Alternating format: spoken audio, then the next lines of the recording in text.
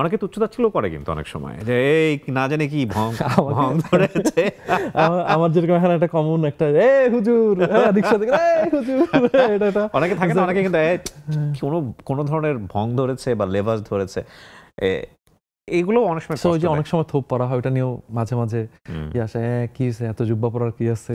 তো আবার এই যে ক্যাজুয়াল পরি, থোপ পরি, বাট ওই যে মাঝখানে যে সময়টার কথা বললাম দাড়ি টুপি মানেই সন্ত্রাস বা ওই একটা ফেজ গেছে। সো ওটা আসলে যে আস্তে আস্তে নর্মালাইজ কিন্তু হচ্ছে। এবং আমি সত্যি কথাই বলে আমি বরঞ্চ দেখছি যে অনেকে ইন্টারেস্টেড, এবং আমাদের ইন্ডাস্ট্রির অনেক ভাই ব্রাদার, আমি কারোর নাম সামনে আনতে চাই না, কিন্তু যারা দিনের ব্যাপারে ইন্টারেস্টেড হয়েছেন এবং জানতে চাইছেন, দেখা করছেন এবং তাদের প্রগ্রেসগুলো আস্তে আস্তে শেয়ার করছেন, মানে ইট ওয়াজ আ ফ্যান্টাস্টিক আর কি জার্নি। আলহামদুলিল্লাহ যে ওনাদের যে প্রগ্রেস দেখে আসলে আমিও মুগ্ধ হয়েছি। আপনার ওয়াইফ কতটুকু সাপোর্ট করেন আপনাকে এই বিষয়ে? অনেক সাপোর্ট করেন ডেফিনেটলি, আলহামদুলিল্লাহ। মানে সাপোর্ট না করলে তো আসলে এই জার্নিতে আসলে আসাটা খুবই ডিফিকাল্ট হয়ে যেত। কারণ আসলে যখন বিয়ে হয়েছে তখন আমাকে একভাবে দেখে ইউজড ছিল। ইনিশিয়ালি হয়তো বা ওরও কিছু হিকাপস গেছে যখন দেখছে যেরকম দাড়ি, কারণ এরকম দেখে তো ইউজড ছিল না আগে। তো ফ্রেন্ডরাও এরকম এই কি দাড়ি রেখে দিবি, হ্যাঁ শোন না রাখবো না, মানে রাখা উচিত। তো ওই ওই ওই ওই ফেজগুলো তো পার হয়েছে, কিছুটা নিয়ে গেছে আলহামদুলিল্লাহ। এখন আমি বলবো যে আমার ফ্যামিলির তরফ থেকে হিউজ সাপোর্ট। আমি যদি আপনাকে একদম খুব এক কথায় মূল্যায়ন করতে বলি, আপনার এই চেঞ্জেস বা আপনার এই বর্তমান লাইফ, এটা আপনাকে কতটুকু পিসফুল অবস্থায় রাখছেন?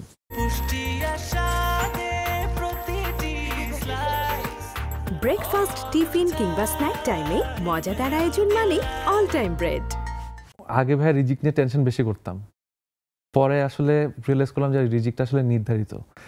সো তার মানে এই না যে উটটা আমি বেঁধে রাখবো না, মানে আমি নামাজে চলে গেলাম উটটা খোলা রেখে, উটটা কিন্তু চলে যাবে। এই জন্য বলছে যে উটটা বেঁধে রেখে তারপরে নামাজে যেতে, তার মানে কাজও করতে হবে আর কি। সো ডেফিনেটলি কাজ করতে হবে, বাট দেখা গেছে যে আমরা কাজ করতে যেয়ে দেখা গেছে যে দিন রাত সব উজাড় করে দিতেছি, যেটা আসলে করার আমার জন্য বাধ্যতামূলক ছিল সেটা মিস করে গেছি। তখন কিন্তু আসলে আর শান্তি থাকে না, তখন ভিতরে ভিতরে মনে হয় ওটা মিস হয়ে গেল, আচ্ছা ঠিক আছে আমি তো মনে হয় না আল্লাহ আমাকে মাফ করবো না, এরকম চিন্তা থেকে কিন্তু আমরা আস্তে আস্তে কিন্তু ডেভিয়েট হইতে হইতে কিন্তু অনেক দূরে সরে যাই। এবং তখন হয় কি, ওই একটা পেজের মধ্যে যেরকম সাদা পেজের মধ্যে একটা কালি বসলে কিন্তু তখন মনে হয় এই কালি পড়ছে, আর যখন পেজটা ফুল কালো ওই মোমেন্টে যে মনে হয় না এইটা তো আর সাদা হবে না, ওই তখন আমরা তাওবা করতে ভুলে যাই, তখন আমরা ইস্তেগফার পড়তে ভুলে যাই, তখন আমরা শান্তির থেকে বরঞ্চ আরো অশান্তির দিকে চলে যাই। সো ওই দিক থেকে চিন্তা করলে ভাই আলহামদুলিল্লাহ অনেক শান্তিতে আছি।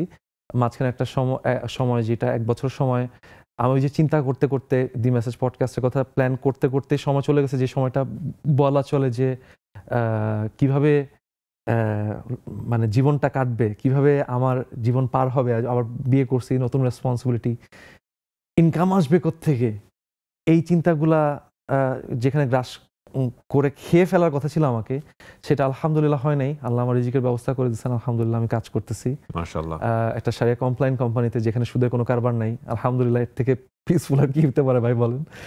এর থেকেও আরেকটা বড় বিষয় হচ্ছে, যখন আমি প্র্যাকটিস করা শুরু করলাম ভাই, তখন আসলে আমি বুঝলাম যে আমার বাবা মা আমার জন্য অনেক বড় একটা নিয়ামত, আমার ফ্যামিলি আমার জন্য অনেক বড় একটা নিয়ামত, আমার প্রতিবেশীরা কোনোভাবেই যেন আমার দ্বারা কষ্ট না পায়, কোনো উপকার করতে না পারলে, বা ওনারা খাইছেন কিনা এই খবরটা আমার নেওয়া উচিত, এতিম মিসকিনদের খেয়াল রাখার বিষয়গুলো, এই জিনিসগুলো যখন আমরা করতে পারি ভাই, তখন তো এমনিতেই দিলে শান্তি থাকে।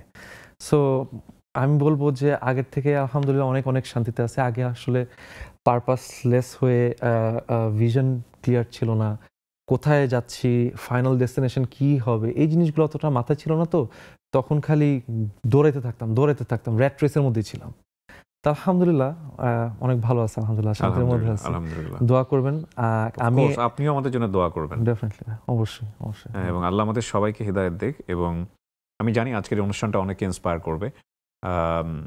সবচেয়ে বড় কথা হচ্ছে যে জীবনের পারপাস খুঁজে পাওয়াটা খুব জরুরি।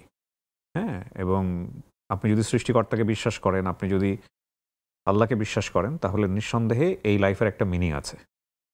এবং এই মিনিংয়ের জায়গাটা যদি আমরা জীবন দশায় খুঁজে না পেয়ে ওই 8-10টা প্রাণীর মতোই কাটিয়ে গেলাম, এর চাইতে আফসোসের আর কোনো কিছু হতে পারে না। সেটা হচ্ছে বিষয় আর কি। থ্যাংক ইউ তামিম ভাই, আপনার ব্যস্ত সময়ের কিছুটা সময় আমাকে দেওয়ার জন্য, এবং আপনাদের এই পডকাস্টিং সহ আপনার যাবতীয় ভালো কাজের জন্য অনেক অনেক শুভকামনা থাকছে। অনেক ভালো থাকবেন।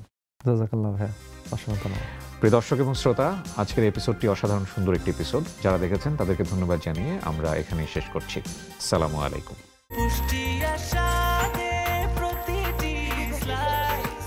ব্রেকফাস্ট, টিফিন কিংবা স্ন্যাক টাইমে মজাদার আয়োজন মানে অল টাইম ব্রেড।